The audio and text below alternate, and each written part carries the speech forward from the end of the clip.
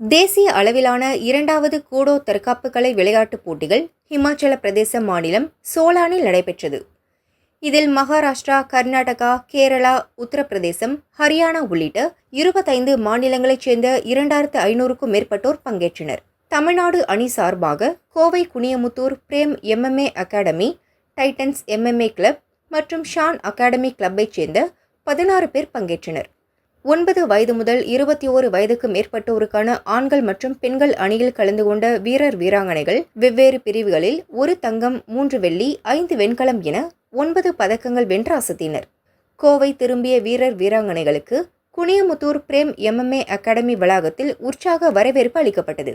பதக்கம் வெல்ல காரணமாக இருந்த பயிற்சியாளர்கள் பிரேம், புகழேந்தி, பிராங்க்லின் பென்னி ஆகியோருக்கு ரூபாய் மாலை மற்றும் கிரீடம் அணிவித்து பாராட்டு தெரிவிக்கப்பட்டது.